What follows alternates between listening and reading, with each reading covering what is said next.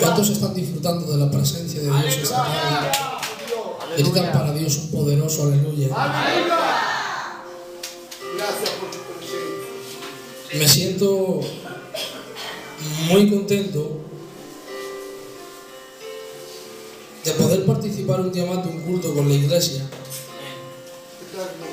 y de poder expresar lo que considero que Dios ha puesto en mi corazón. Aunque estoy muy, pero que muy nervioso.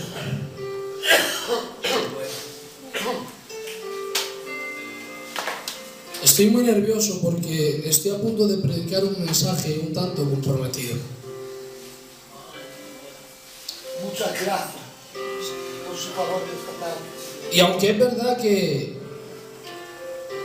Gracias, soberano Dios, eterno Padre. el don está sujeto al profeta, hay muchas otras veces en las cuales, aunque tú no quieras, Dios te lo exige de ti. Y yo esta tarde, porque terminaba el mensaje a la 1:20 de la tarde, Gracias, Dios. y esta tarde repasando, yo decía, Señor, yo esto no lo quiero predicar. Muchas gracias.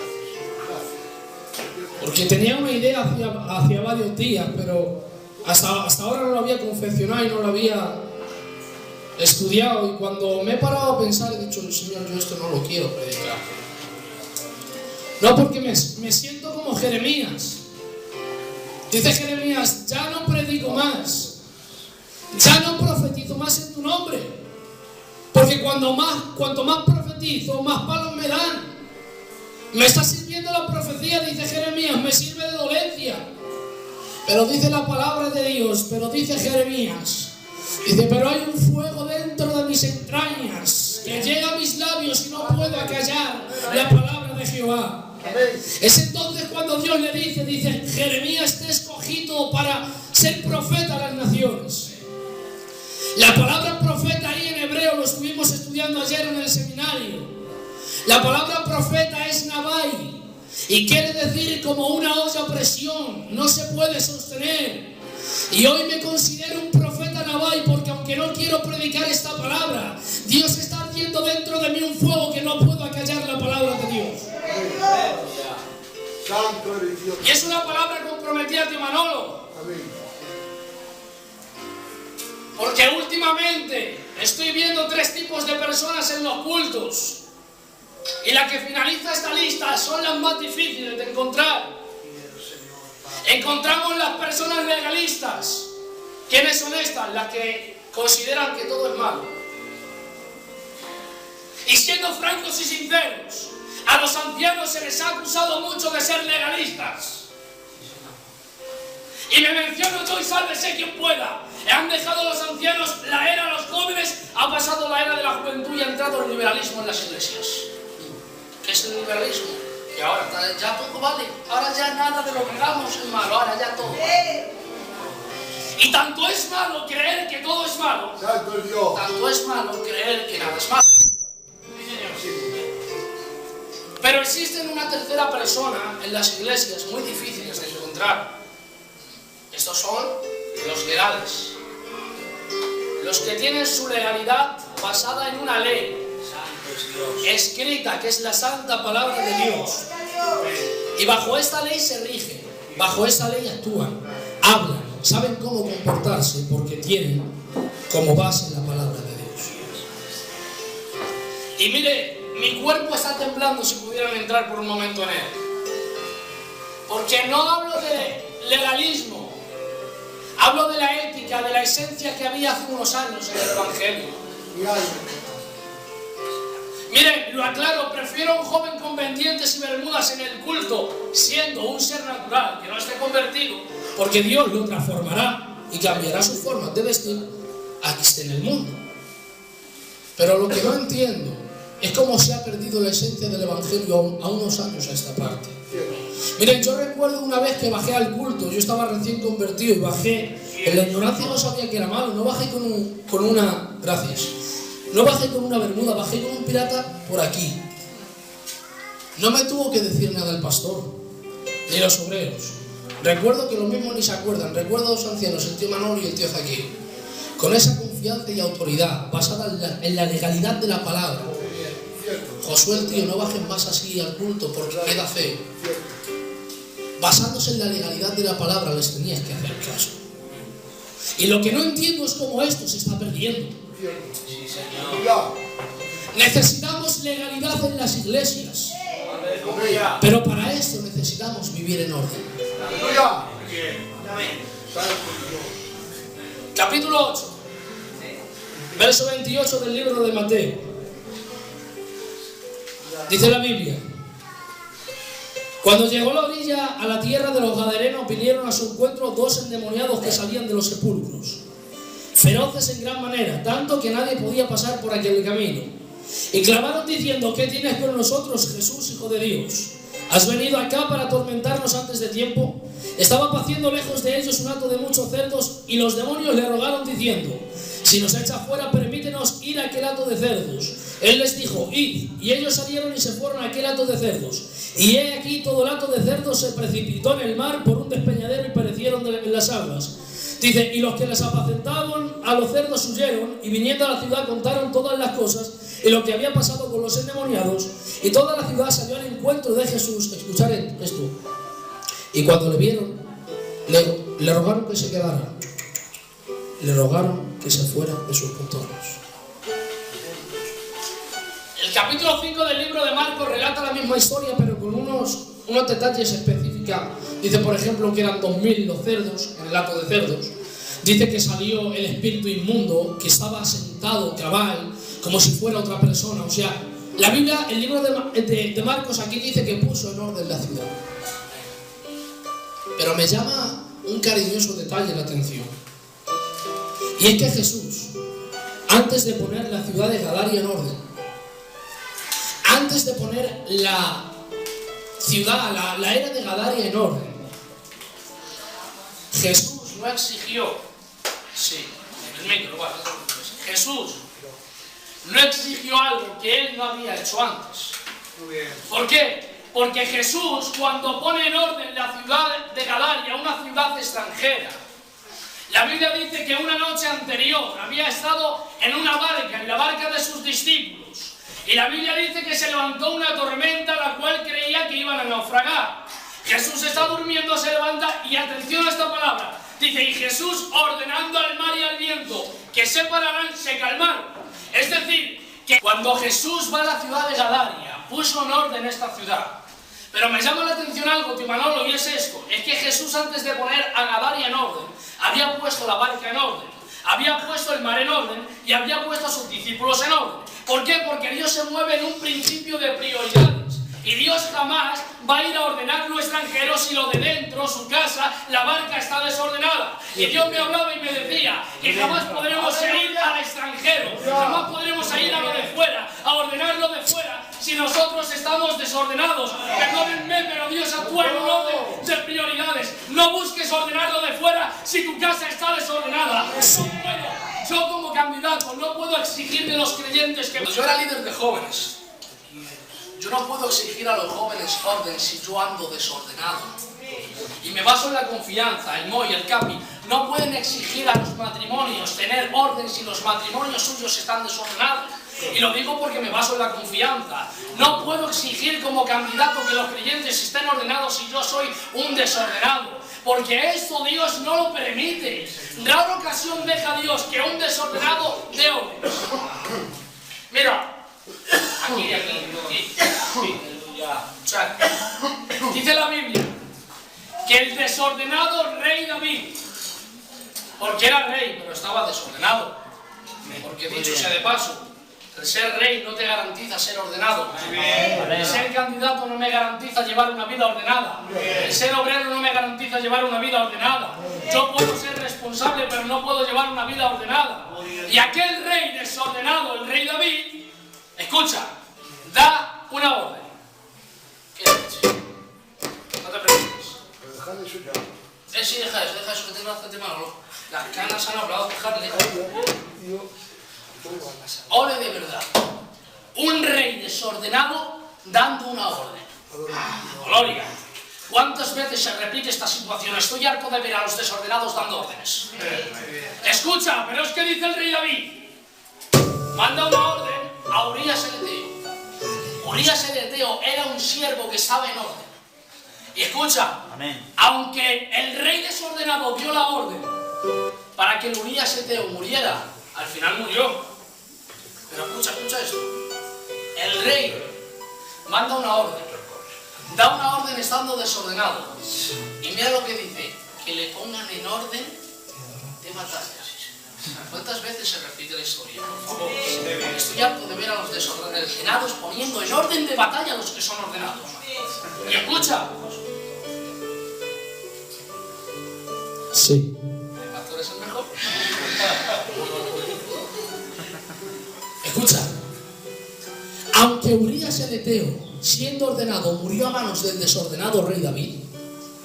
Escucha, mira esto. Dios ordenó la casa del desordenado haciendo morir el fruto de su desorden. ¿Me explico?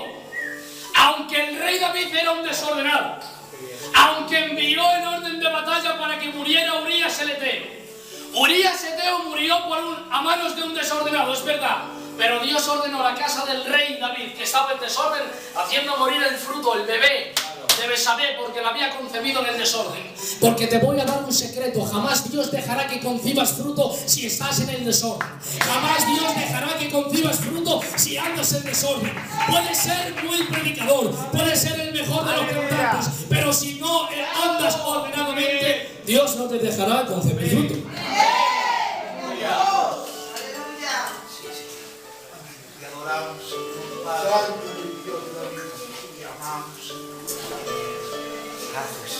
¿Por qué? Porque lo primero es un orden de prioridades. Lo primero es tu casa, tu vida. El evangelio es individual. La salvación es individual. Primero soy yo, luego mi casa, luego los demás. Por eso el libro de Josué dice: Josué, vosotros al pueblo dice, servir a los dioses a los cuales sirvieron vuestros padres, que yo y mi casa serviremos a Jehová. Porque lo primero eres tú individualmente, luego es tu casa. Amén. No podemos pretender ordenar a otros estando nosotros desordenados. ¿Por qué? Porque de esto, lo malo es que de esto, pastor, no se da cuenta el pastor que seas un desordenado o que seas un desordenado. No se da cuenta los candidatos, no, que también se dan cuenta. No se da cuenta la iglesia, no se da cuenta tu familia. Porque dicho sea de paso, algún sabio dijo que el primer púlpito es tu casa y tus primeros oyentes son tu iglesia, o sea, tu familia. O sea, que a quien primero tienes que dar testimonio es a tu casa. Vivir una vida en orden.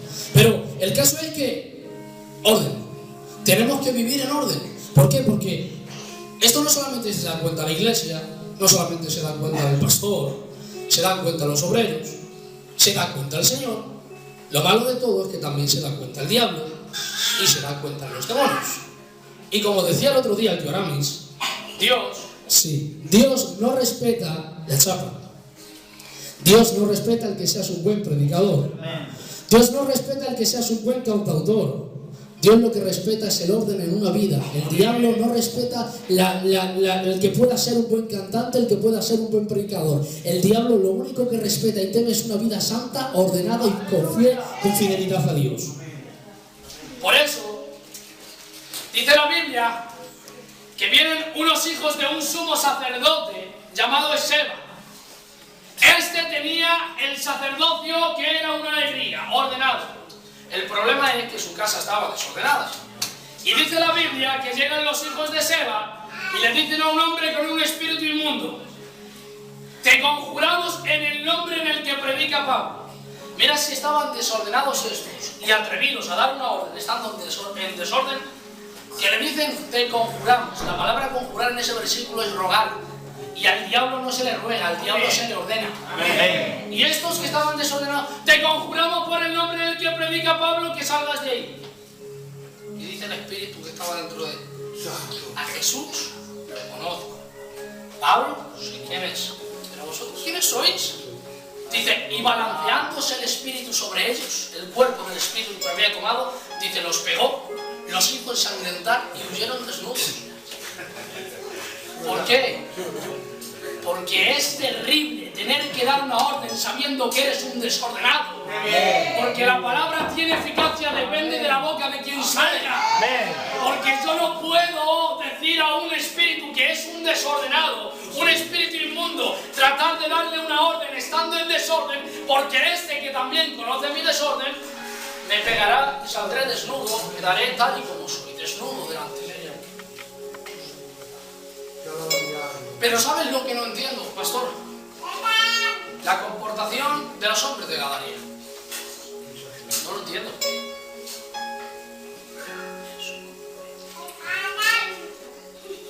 Dice la Biblia que Jesús llega, expulsa a los espíritus inmundos. De hecho dice que tenían una legión. Les habían intentado atar con cadenas y con grillos muchas veces, pero ellos los habían roto. Eran el problema del pueblo. Llega Jesús, les quita el problema del pueblo y en vez de agradecerle le dicen: vete de nuestros contornos. O sea, bueno, no entiendo. O sea, que yo quito a un marido, a un padre de familia de los vicios, que está haciendo la vida mártir a su mujer y a sus hijos. Y cuando paso de allí no me dan un cachico de comida, me dicen: vete. Yo, vosotros queríais que el marido se muriese, decirlo ya. No lo entiendo. ¿Cómo es posible que Jesús les quita el problema y ellos ruegan que se vaya de los contornos?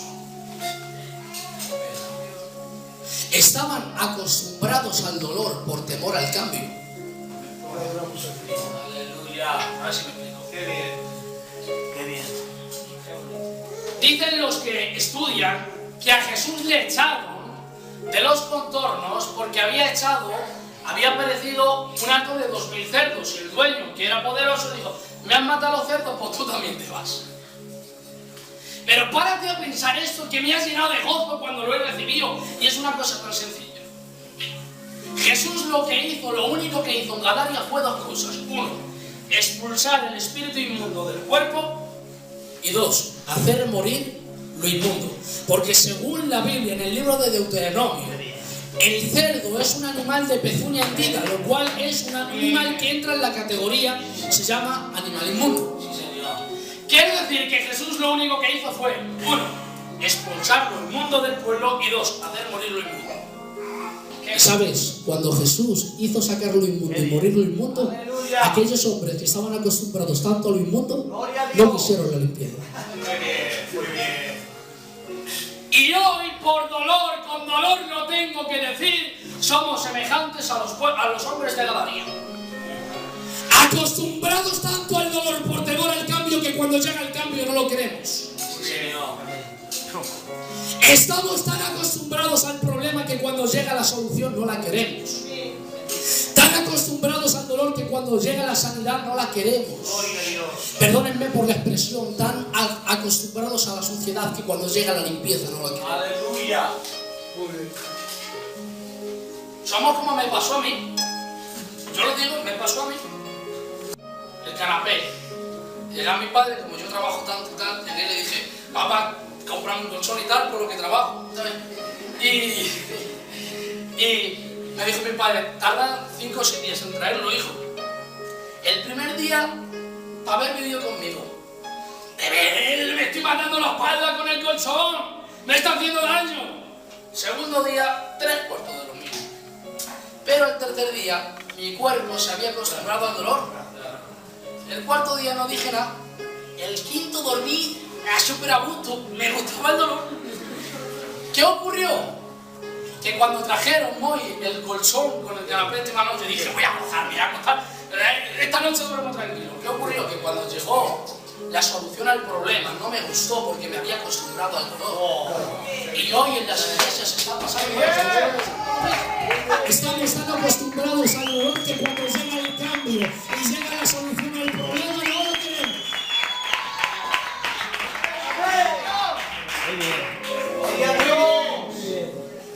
Qué bien, ¿verdad? Pero les pido por las misericordias del eterno Dios que si alguna vez estoy desordenado me corrijan. Son mi iglesia. Si alguna vez estoy sucio, límpienme con la ayuda de Dios. ¿Por qué? Porque si no me limpian voy a creer en la ignorancia que esto esto es normal. Y si aspiro a ser un guiador de la iglesia, cuando tenga la capacidad de guiar a la iglesia, la voy a guiar a la mediocridad, al dolor, al problema, al sufrimiento, porque no he conocido una cosa. Gloria a Dios. Escuchen, aunque me rebele cuando me quieran corregir, corríjanme. Amén. Porque te Manolo, que está justo con su problema, con su dolor, con su pecado, cuando le corrigen se revela. Muy bien. Gloria a Dios. Dice la Biblia, Naamán, el general de los ejércitos del rey de Siria, era valeroso en extremo, pero leproso. No lo entiendo. Lo tienes ahí, rey de Siria, porque te ha conquistado ciudades. Pero el conquistar ciudades le garantizaba ser general, pero no entrar dentro de la corte del rey, porque un leproso no puede entrar. ¿Qué ocurre? Que la Biblia dice que el rey de Siria tenía estima sobre Naamán. Es decir, que la estima era tanto lo que le quería como amigo, que le dejaba entrar dentro de la corte del rey. Pero te voy a decir una cosa, eso ocurre con el rey de Siria.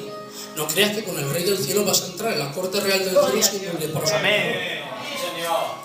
Pero escucha, le hacen general y el leproso, tío Manolo, está prohibido. Entonces, ¿por qué? Porque le amo mucho a Naamán y es mi amigo y... Os pido por favor, por las misericordias de Dios, dejemos de tener en alta estima los sentimientos. Dejemos a un lado los sentimientos. Hoy por los sentimientos hacemos generales de aquellos que son leprosos y no tienen la actitud de arrepentirse.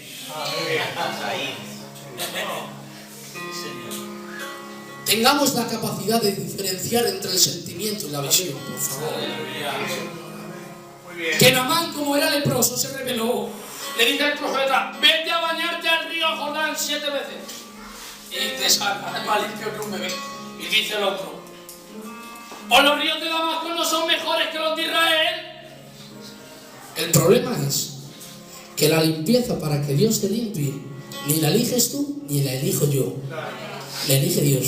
Y a veces Dios te limpiará quitándote todo aquello que tú tienes preceptos, lo tienes como tu fundamento. Dios te quitará todo y así te limpiará. Así que tenemos que vivir en orden. Digo que tenemos que vivir en orden. El pastor, en el principio de su pastorado, no lleva mucho, pero los primeros días yo estuve hablando con él en el bar en el Casimiro. Le dije, pastor, ¿cuál es la visión que tienes para la iglesia? Y me dijo algo que me encantó. Me dijo, tengo una visión para la iglesia, para trabajar con la iglesia. ¿Y sabes qué es? Devolverle el señorío que la iglesia de Alcalá tiene. Porque Alcalá es una iglesia que es señora. Y yo digo amén a eso. Amén. ¿Cuántos creen que dicen que Alcalá es una señora? Dicen un poderoso amén. Pero claro, hermanos, no podemos devolver la señoría a Alcalá si mantenemos desordenado el templo y con suciedad en él. ¿Por qué? Porque, como he dicho, tenemos que tener la capacidad de diferenciar entre la visión y el sentimiento. ¿Por qué? Porque dice la Biblia que Jocabed, la madre de Moisés, dice, y escondió al niño porque lo vio hermoso. Casi se la mano. Escucha, amaría Jocabed a Moisés, pues seguro que era su madre. Pero dice Jocabed, escucha, que no lo escondió porque es mi hijo, lo escondió porque es hermoso. Viva la capacidad de Jocabed que debería de tener muchas iglesias. Saber diferenciar entre la visión y el sentimiento. Y diferenciar cuál es el sentimiento como familia y saber cuál es la visión que Dios tiene. ¿Por qué? Porque mi sentimiento familiar es que mi hermano prepare el pacto, que Moisés sea candidato, que Raúl pastoree, que el otro sea responsable. Pero son mis sentimientos. Y mi sentimiento no puede prevalecer bajo la voluntad y la visión de Dios. Sí, Señor. Amén. Pero, compadre, por favor, que Dios no es político. ni regala cargos a nadie. Tenemos que tener la capacidad de diferenciar entre la visión y los sentimientos. Y es entonces, solo entonces, cuando comenzaremos a tener orden dentro de nuestras iglesias. Amén. ¿Por qué? Porque hoy vivimos en una mediocridad espiritualmente. Me explico. Hoy no alcanzamos el clima de lo que realmente el Señor quiere para nuestras vidas, por vivir desordenadamente. Y debemos de vivir en orden. Porque el primer mandato que Dios da al pueblo de Dios es vivir en orden.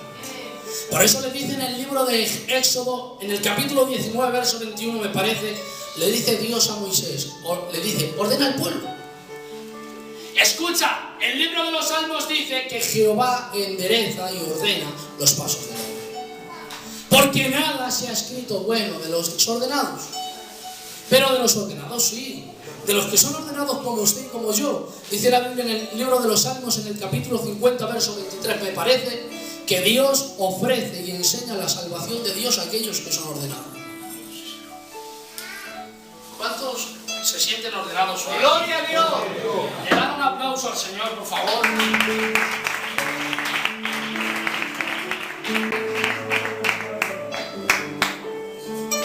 Debemos de ser ordenados. Porque el libro de los Salmos dice en el capítulo 119, verso 5, que aquel que no sea ordenado será avergonzado por Dios. Y escucha, nada bueno se ha escrito de los desordenados. Ojalá tengamos la capacidad que tuvo el salmista cuando dijo, trata de ordenar mis pasos, o pon en mí la capacidad de ordenar mis pasos para que yo no sea avergonzado y ninguna impiedad se enseñoree de mí. ¿Por qué? Porque necesitamos ser ordenados. Porque ahí arriba se sube siendo ordenado. Porque en el desorden Dios no habita. Amén. El libro de Tesalonicenses, ojalá Dios no pueda decir eso de nosotros. En el capítulo 3 y en el verso 11 dice, pastor, dice, son hermanos, entender que son hermanos, dice, he escuchado que entre vosotros hay algunos hermanos que andan desordenadamente. Dice, con tales ni os juntéis. Porque Dios quiere que evitemos el desorden. Dios demanda de nosotros que seamos ordenados para así poder subir al cielo. ¿Por qué? Y os dejo, porque tenemos como ejemplo al mayor de los ordenados, llamado Jesús. La Biblia dice de él que él fue ordenado en todo, desde su nacimiento hasta su muerte. Pero el ser ordenado en una vida cristiana, no os preocupéis que el príncipe lo veis. El ser ordenado en una vida cristiana depende de cumplir con la ley establecida en esta palabra. Amar a tus enemigos, orar, porque entre dicen que es difícil, pero bueno. Total. Pero con Jesús era mucho más difícil. Porque Jesús no tuvo que venir a la tierra para demostrar que Él era ordenado, ya lo sabíamos todos.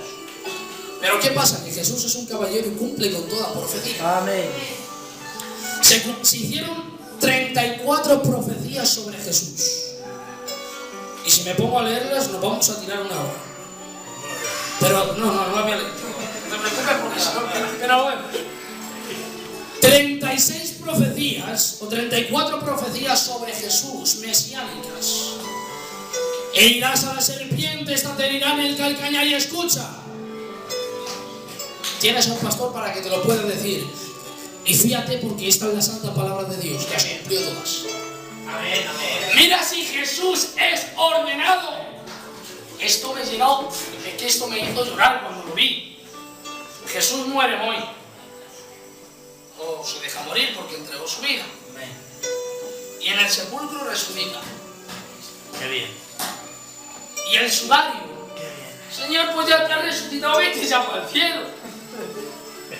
¿Por qué te molestas en doblar y ordenar el sudario?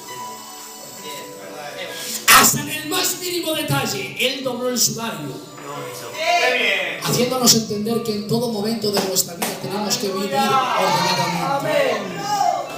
Muy bien, gloria a Y Dios. además, esto más fuerte, según los judíos, pastor, este ordenó el sudario porque los judíos, cuando iban a una casa y ya no iban a volver más, tío, no lo hacían. ¡Qué bien! Doblo. Aquí ya no como más. Este conmigo ya no come más. Yo ya no estoy más en este lugar. Y Jesús, al ordenar el sudario, dijo: yo aquí ya no estoy más. Yo aquí ya no vuelvo más. La muerte me ha retenido durante 3 días. Pero el orden y la santidad que estaban sobre mí ha tenido la capacidad de decirle a la muerte: muerte, soy tu muerte. Y vengo a decirte una noticia del cielo. Y es esta: cuando vives ordenadamente, la muerte no te puede retener, porque tu cuerpo se queda aquí, pero tu espíritu se marcha al cielo.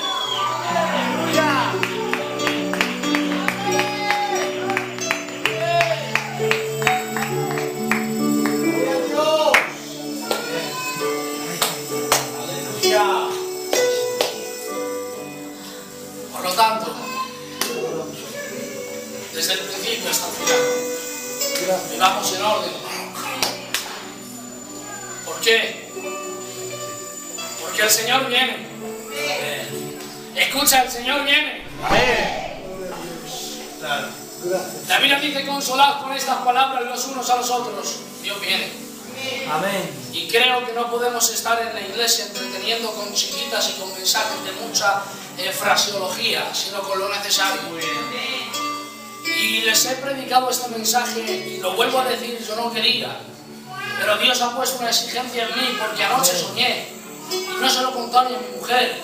Y lo que soñé, Moisés, es que Dios me decía: si no predicas el mensaje el cual te he dado, y todavía no lo había terminado, veía en el sueño que caía sangre sobre sus cabezas, y me decía el Señor: si no predicas el mensaje, su sangre caerá sobre tu cabeza. Y yo no estoy dispuesto a que Dios me haga lo que me ha dicho. Perdónenme, les predico este mensaje solamente para que sepan una cosa: vivir en orden para subir al cielo. No hay más. En el cielo no se sube por compadreo, en el cielo se sube por orden. Así que solamente esto. Llegó un momento en el pueblo en el cual tuvo que decir el profeta: si Jehová es Dios, si Baal es Dios, seguidle. Pero si Jehová es el Señor, id en pos de él. Amén. Amén. Así que no hagamos un evangelio a nuestra forma, no hagamos un evangelio con doble pensamiento, no juntemos lo inmundo con lo que es de Dios, no estemos cavilando entre 2 pensamientos, sino tengamos solamente este pensamiento: vivir en orden para subir al cielo.